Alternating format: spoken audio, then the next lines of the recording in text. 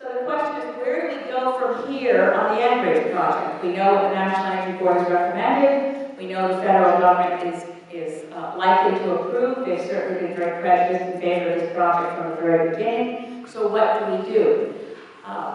We're still in a position where I believe it will never happen, but it's not going to be easy. One of the first things we have to do is continue to maintain pressure on the provincial government. Christy Clark and the BC government still have an official position that they put forward at the review panel, which was after the election, that Anchorage had failed to provide any adequate information that they would know what to do with the spill of Bidden and Diluent along the pipeline route. They never studied Bidden and Diluent. So continuing to press the BC government to say no. If BC says no, the federal government will, I don't believe, they have the constitutional ability, but politically it would be a disaster to try to force a project this controversial on a province if the provincial government continues to say no.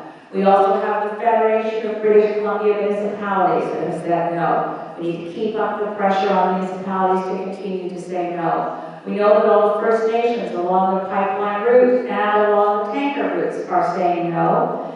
They will most likely go to court to stop this when we are asked to support First Nations. If we're asked to show up at an I Don't Know More rally or a reconciliation rally, I think it's important that we show up. And it's important to support those groups that are fighting the project. The other piece, again, I know it's very boring, but I say it all the time because I think it makes a difference. A lot of the rest of Canada simply doesn't understand why British Columbians do not want diluent shipped from Kitimat to Alberta and bitumen mixed with diluent shipped from Alberta to Kitimat and put on supertankers the size of the Empire State Building, transiting highly hazardous passageways in turbulent waters.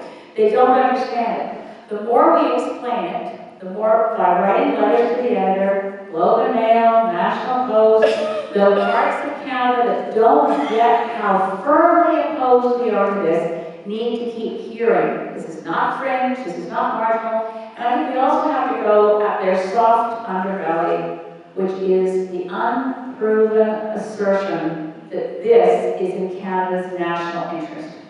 We have to constantly challenge that because whenever has it been in Canada's national interest to ship out a raw resource without value add? And that becomes, that's an argument that even Albertans can understand, makes a lot of sense. Why would we want to? And Stephen Harper once pledged that Canada would never ship raw bitumen to a country that had weaker environmental standards for refining than Canada had. Now, when he said that, he was thinking that they would be shipping to the United States only.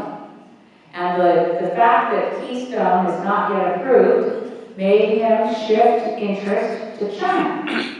Well, China clearly does not have the refinery standards that Canada has. At the time Harper said that, China had not yet bought in heavily to owning oil sands mines as Sinopec and Sinopec and PetroChina now have. So there's a lot to be said there, and there's a lot to push back. I don't think we will not allow this to be built, but I also encourage, because I know I find it very frequently said to me, don't worry, we'll stop them the way we stopped Clockwood Sound. We'll be there. I'll be there on the barricades. I don't care about the rest of it. Don't wait for your heroic moment on the barricades.